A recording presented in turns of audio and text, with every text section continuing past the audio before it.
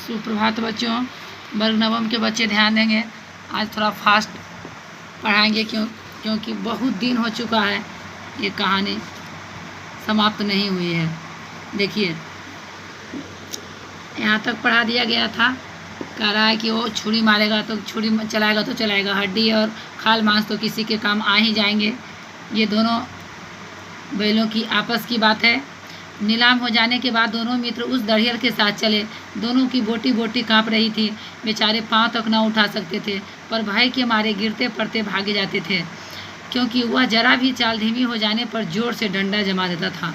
दोनों बैल बोटी बोटी कांप रही थी। दोनों बेचारे डर से पांव तक उसका नहीं उठ रहा था। भय के मारे वो कांप रहे थे। फिर भी थोड़ा चाल में धीमी गति होती तो ऊपर से डंडे मार देता। इसके चलते दोनों गिरते पड़ते भागे जा रहे थे। राह में गाय बैलों का एक रेवड़ हरे हरे हार में चरता नजर आया। सभी जानवर प्रसन्न थे, चिकने चपल। राह में देखते हैं रास्ता में कि बहुत सारे झुंड गाय बैलों के झुंड मिलते हैं। वो सभी जानवर उसमें चल रहे थे, बहुत प्रसन्न खुश होकर चल रहे थे। सब चिकने और चपल चंचल, कोई उछलता था, कोई आनंद से बैठा पागुल करता था। कितना सुखी जीवन था इनका, पर कितने स्वार्थी हैं सब। किसी को चिंता नहीं कि उनके दो भाई बधिक के हाथ पड़े, कैसे दुखी हैं। देखिए दोनों बैल आपस में विचार विमर्श कर रहे हैं कि ये सब की ज़िंदगी कितनी खुशियाँ भरी ज़िंदगी है, जो ये सब कोई उछल रहे हैं, कोई पागुल कर रहे हैं, कोई चल रहे हैं, और उन्हें मेरे उनके क्या है कि देखिए कि भाई के बंधु की चिंता नहीं है, जो ये बधिक यानी कसाई के साथ जा रहे हैं। इसे देखकर किसी को थोड़ा सा भी दुख नहीं हो रहा है। सहसा दोनों को ऐसा मालूम हुआ कि यह परिचित रहा है। हाँ, इसी रास्ते से गया, उन्हें ले गया था। अचानक वो जाते जाते देखता है दोनों बैल कि ये मेरा परिचित, ये जाना पहचाना रहा है, और उसे याद आती है कि गया इसी रास्ते से मुझे लाया था। वही खेत, वही बाग, वही गांव मिलने लगे। प्रति क्षण उनकी चाल तेज होने लगी। जब उनका अपना गांव आने लगा, दोनों बैल समझ रहे थे कि ये मेरा जाना पहचाना ये रास्ता है, तो दोनों के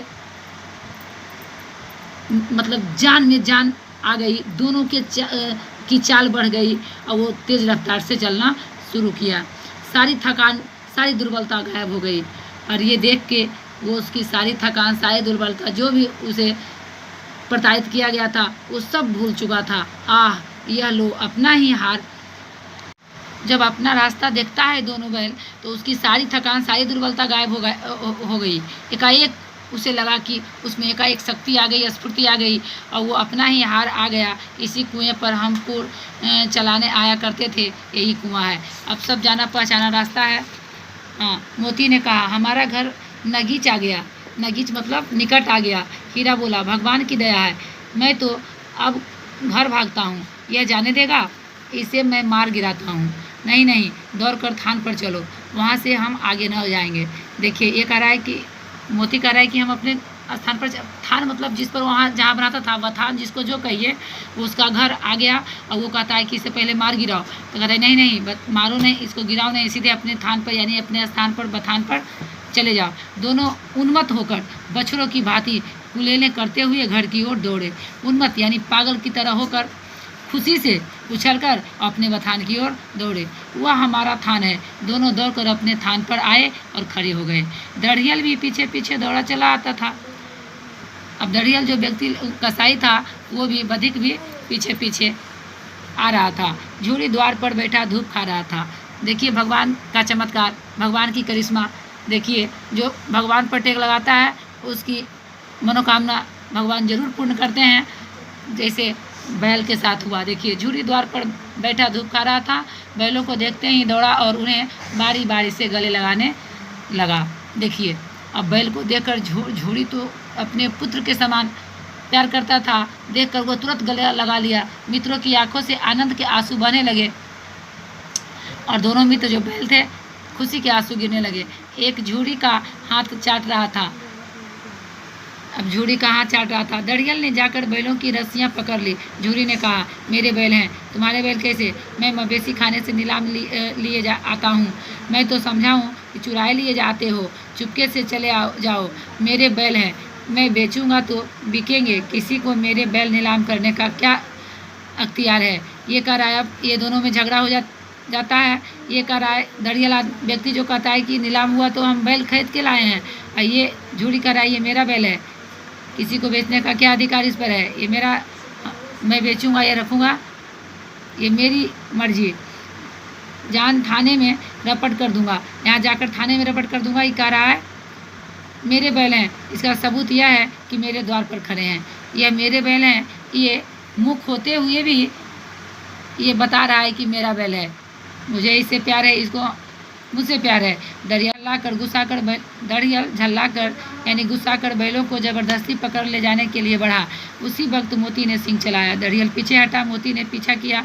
दड़ियल भागा। मोती पीछे दौड़ा। गांव के बाहर निकल जाने पर वह रुका, पर खड़ा दड़ियल का रास्ता देख रहा था। दड़ियल दूर खड़ा धमकियां दे रहा था, गालियां निकाल रहा था, पत्थर फेंक रहा था, और मोती विजयी सुर की भांति उसका रास्ता रोके खड़ा था।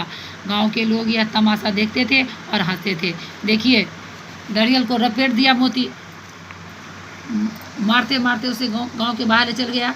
और गांव के सभी दर्शक, सभी आदमी दर्शक के रूप में सब देख रहे थे इस तमाशे को। और दड़ियल जो है वो गाली दे रहा था, ईंट पत्थर चला रहा था। जब दड़ियल हार कर चला गया तो मोती अकड़ता हुआ लौटा। हीरा ने कहा, मैं डर रहा था कि कहीं तुम गुस्से में आकर मार न बैठो। अगर वह मुझे पकड़ता तो मैं वे मारे न छोड़ता, यानी मुझे पकड़ लेता। मोती मुख भाषा में कह रहा है हीरा से कि अगर मुझे पकड़ लेता तो मैं उसे मारे बिना नहीं छोड़ता। अब ना आएगा तो दूर ही से खबर लूँगा, देखूँ कैसे ले जाता है। लो गोली मरवा दे। जो गोली मरवा दे वो कर रहा है। जो गोली मरवा दे, प्रश्न किया, सॉरी, जो गोली मरवा दे। मर जाऊंगा पर उसके काम तो न आऊँगा। हमारी जान को कोई जान ही नहीं समझता, इसीलिए कि हम इतने सीधे हैं। जरा देर में नादों में खल्ली, भूसा, चोकर और दाना भर दिया गया और दोनों मित्र खाने लगे। जूड़ी खड़ा दोनों को सहला रहा था और 20 लड़के तमाशा देख रहे थे। सारे गांव में उछाल सा मालूम होता था। उसी समय मालकिन ने आकर दोनों के माथे चूम लिए। अब देखिए, मालकिन पहले गुस्से में थी, लेकिन इस दशा को देखकर, इस दृश्य को देखकर मालकिन की भी आत्मा द्रवित हो गई और वो भी दोनों बैलों को आकर चूम ली प्यार से। अब क्वेश्चन आंसर हल कर लेंगे, इसमें कोई कठिन प्रश्न नहीं है। आप अगर कहानी पूरा पढ़ लिए हैं तो कोई भी प्रश्न इसमें इजी नहीं है, सारा क्वेश्चन हल हो जाएगा।